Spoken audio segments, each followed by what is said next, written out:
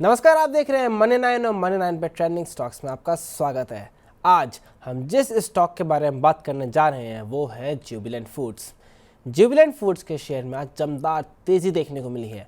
आज वो 8.5% की तेज़ी से ज़्यादा कारोबार करता हुआ नजर आया है और आज अगर बात करें तो शेयर ने 652 से ऊपर का हाई भी टच किया है। 6 महीने में शेयर ने करीब 40% के आसपास का मजबूत रिटर्न दिया है और अभी भी ये रिकॉर्ड ऊंचाई से लगभग 9% नीचे कारोबार करता हुआ नजर आ रहा है। और ये बात है 23 सितंबर की, जब कंपनी ने अपना हाई छुआ था 7115.45 का। तो अभी हमने आपको बता दिया कि जुबिलेंट शेयर में रिएक्शन कैसा है। अब बताते हैं मेन कारण कि जुबिलेंट फूड के शेयर में इतनी तेजी क्यों देखने को मिली।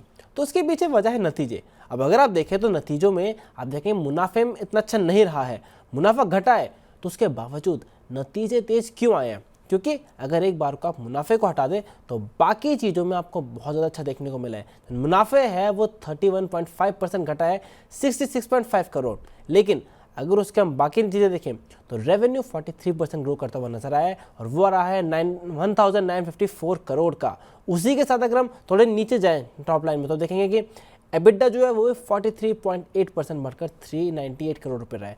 और एबिडा को माना जाता है ऑपरेटिंग प्रॉफिट, यानी कंपनी क्यों इतना तेज कर रही है, कंपनी का कारोबार कैसा है, कारोबार की वजह से क्यों प्रॉफिट आ रहा है, कितना आ रहा है, वो एबिडा से होता है। साथ ही साथ एबिडा के मार्जिन भी इंप्रूव हुए हैं और 20.26 से 20.4%, यानी ऑपरेटिंग लेवल पर कंपनी ज़्यादा प्रॉफिटेबल होते हुए नजर आई है और यहाँ पर ऑपरेटिंग मार्जिन में सुधार देखने को मिला है। उसी के साथ कंपनी एक्सपेंड करते हुए दिखी है। कंपनी ने Q2 में 73 नए स्टोर्स खोले हैं, जिसके बाद टोटल स्टोर की संख्या हो गया 3120। और एक और ये हो गया पहला कारण जिसपे क्योंकि अच्छा ग्रोथ देखने को मिली है और मार्जिन एबिडा लेवल पर इंप्रूव हुए हैं, वो था पहला कारण जिस वजह से तेजी देखी। दूसरा कारण है जो भी कंपनी ने स्ट्रेटेजिकली स्टेप्स लिए हैं, जाके फ्री डिलीवरी हो गया, मेन्यू में बदलाव करना है, या चाहे नए नए स्टोर्स खोलना है पॉपी के, डंकिन डोनट्स के, तो उस सब में कंपनी को ग्रोथ दिखी है। साथ साथ ऐसा भरोसा माना जा रहा है कि कंपनी के पास अच्छी खासी कैपेबिलिटी है कि उस ग्रोथ को काफ़ी इफेक्टिवली एग्जीक्यूट कर पाए। प्लान है, लेकिन प्लान को एग्जीक्यूट करने की कैपेबिलिटी भी कंपनी के पास मानी जा रही है, जिस वजह से उम्मीद है कि आगे आने वाले टाइम में और अच्छा देखने को मिलेगा। तो यह भी हमने आपको बताया कि कैसे रिजल्ट रहे, उसके पीछे वजह क्या थी। लेकिन अब बताते हैं कि रिजल्ट के बाद मैनेजमेंट का क्या कहना है। तो सबसे पहले अगर बात करें तो आपको बताया कि मैनेजमेंट ने कहा है कि जो कंपैरिजन चल रहा है वो पिछले साल के मुकाबले अभी कंपैरिजन करना ठीक नहीं है। और उसके पीछे की वजह क्या है? उसके पीछे की वजह है एक्विजिशन। एक्चुअली कुछ महीने पहले ही मैनेजमेंट ने नीदरलैंड की सब्सिडरी है उसका अधिग्रहण करा था और जिस वजह से आप अगर अधिग्रहण करेंगे तो सारे जो फाइनेंशियल्स होते हैं कंसोलिडेटेड लेवल पर उसमें चेंजेस आ जाते हैं, क्योंकि आपको उन सब्सिडरी का भी इम्पैक्ट देखने को मिलता है। तो इस वजह से जो अभी के नंबर है और जो पिछले साल के नंबर थे उसमें डिफरेंस है, क्योंकि पिछले साल एक्विजिशन का इम्पैक्ट नहीं था नंबर्स में, इस साल है, तो इसलिए proper peer to peer comparison नहीं है। इसी के साथ अगर बात करें तो सब्सिडी ने मार्च की तिमाही में एक्विजिशन करा था। कंपनी क्या थी? DPEU। DPEU की फुल फॉर्म क्या है? DP Eurasia NV। और अभी बात करें तो मौजूदा तिमाही में जो अब है DPEU के नंबर शामिल हैं और पिछली तिमाही में DPEU के नंबर शामिल नहीं थे। तो ये एक मेजर रीज़न है जिस वजह से मैनेजमेंट कह रहा है कि पिछले साल के मुकाबले इस साल नंबर सिमिलर नहीं है।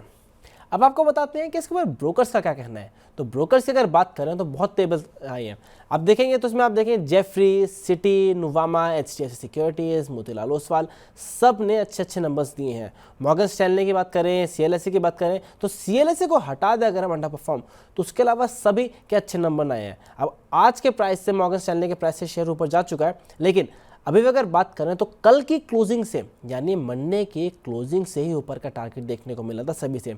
जेफरीज की बात करें, जेफरीज ने तो 880 का टारगेट दिया है। सिटी ने अपने टारगेट को अपग्रेड करा है, एक्चुअली सिटी ने अपना टारगेट को घटाया है थोड़ा सा, नुवामा ने अपने टारगेट को अपग्रेड करा है। बाकी अगर आप देखें तो HDFC सिक्योरिटीज़, मोतीलाल ओसवाल के भी ऊपर के टारगेट नजर आ रहे हैं, जिस वजह से हमने देखा था कि जुबिलेंट फूड में अच्छी खासी तेज़ी देखने को नजर आई है, क्योंकि मैनेजमेंट की कमेंट्री अच्छी, साथ साथ ब्रोकर्स बुलिश, आगे कैपेबिलिटी अच्छी, तो ये सारी वजह से जिस वजह से शेयर ट्रेड करते हुए नजर आए तेज़ी के साथ। लेकिन अब आता है मेन पॉइंट कि आपको शेयर में क्या करना चाहिए।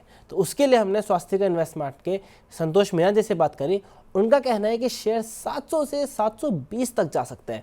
अगर छोटी अवधि की बात करें तो उसमें 636 जो है इंपॉर्टेंट सपोर्ट है, और लंबी अवधि में देखें तो 600 पर एक इंपॉर्टेंट सपोर्ट निकल के नजर आ रहा है। वहीं अगर बात करें तो 636 का स्टॉप लॉस भी लगाना चाहिए। फ्रेश खरीदारी की राय भी संतोष मीना जी की तरफ से निकल के आ रही है। तो आप चाहे कंपनी की कमेंट्री देख लीजिए, ब्रोकर्स की राय देख लीजिए, या फिर एक्सपर्ट का राय देख लीजिए, हर तरह से आगे भी पॉजिटिव आउटलुक नज़र आ रहा है, जिस वजह से आपको तेज़ी देखने को मिल रही है स्टॉक में।